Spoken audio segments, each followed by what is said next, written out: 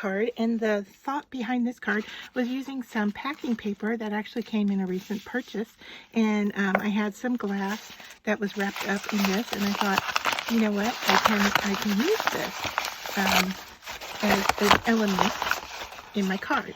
So I have a stamp pad here. I have a white card with a green envelope, so hopefully that's going to coordinate. I have these little diamond dots freestyle gems in gold that I'm going to be using as an element.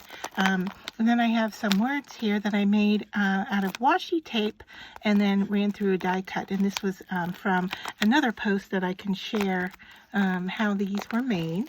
And I just thought they went really sweet with the card, or excuse me, the envelope. In this case, the greens kind of went together, so I was going to use those together. And when I originally purchased this on clearance at Hobby Lobby, I thought it had cards included, and it didn't. So I had to cut a white cardstock to go into my envelope. So I did that ahead of time. So now this packing paper here, I have crinkled it up with a lot of wrinkles, and now I'm going to take my turquoise die pad and just kind of go over those wrinkles. And this is going to become the textural background for our card. Alright, so you really want to wrinkle up that paper. Now, packing paper comes in, you know, it can come in brown, it can come in white. You could do this with newsprint. You know, just think about different ways that you can craft using some of the pieces that you already have that, in this case, is, you know, generally a piece of trash that I'm going to ink up here and use it to decorate with. And I think that ink looks a little dark, so let me grab another ink pad and we'll try it on the other side. Okay, so I chose a different color. I'm using Versamark in Aquatic Splash, and this is a chalk color, and I think that's going to coordinate a lot better with my envelope and my stickers that I've made. So I'm just going over these wrinkles, and you can do as much or as little ink on here as you want. Alright, you can see I'm just hitting those kind of raised areas, but if I curve it around and you know, give it more surface to ink up on, I can get more of the green look on the paper. So you can pick and choose how you want to do this technique. So what we want here is, in the end, our paper is going to look wrinkled, but it is actually going to be quite flat. All right, so I am going to cut this down to fit, and before I do that, I am going to run it through, I think, my die press. Now you could run it through your die press. You could iron it.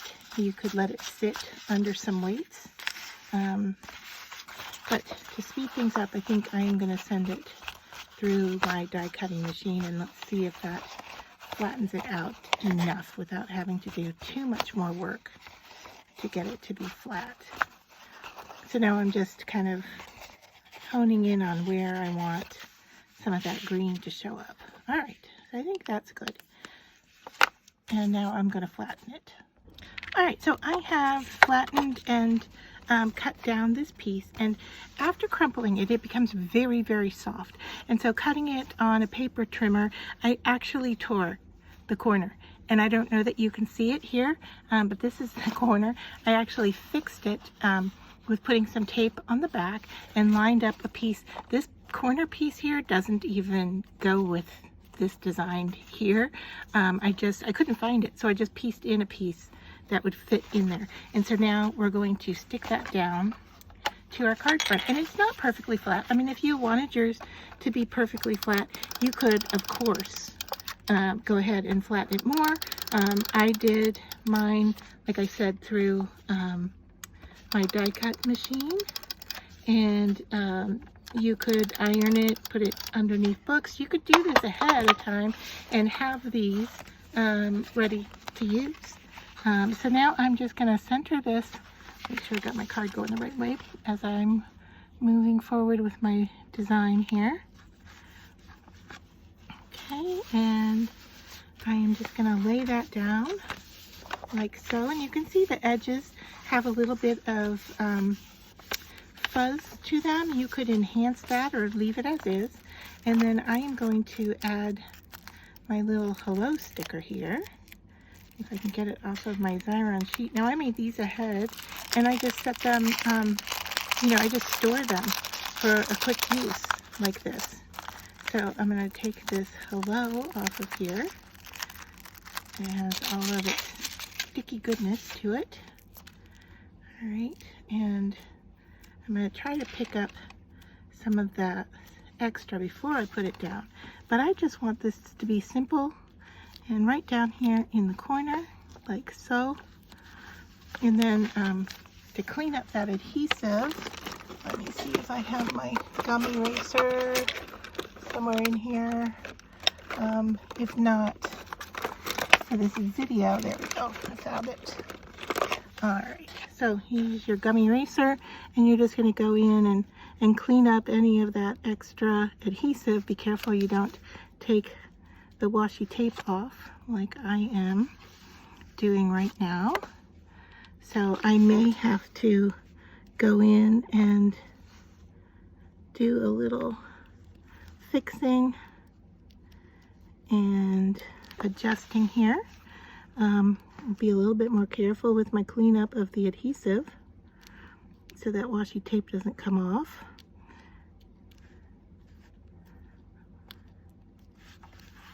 All right. So I'm going to switch to a tapping method here, so I don't have to worry about my washi tape as much. Just feeling for some extra where that adhesive is.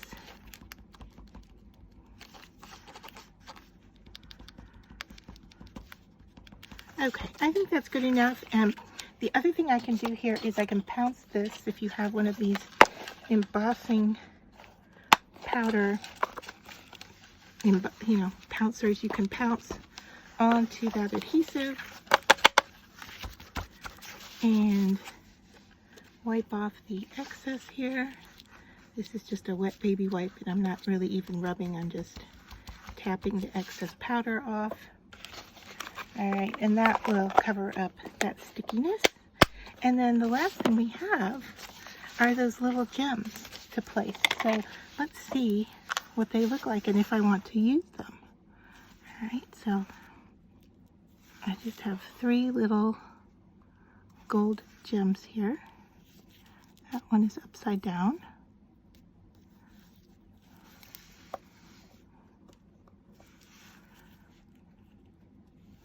And I can decide where I want to put those. You don't have to put them at all, right? I just thought since I bought them for this purpose, I'd give them a try and see what they look like. And I thought the gold went with the yellow. And that's kind of sweet, just like that. So I think maybe we'll just go with that and call the card finished after I get the glue on there. And I am looking for a glue pen. I think here's one. All right. So we're just going to go with 3 little green dots here of glue.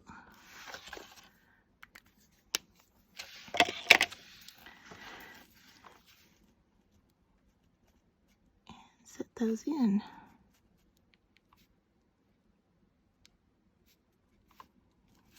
So there, done. Quick, easy card to go into your stash, and it can easily coordinate with an envelope if you'd like. And yeah, using a lot of items that I had on clearance and things I had in my stash. So I hope you enjoyed this tutorial and think about how you could use your packing papers to be actual pieces of paper for crafting.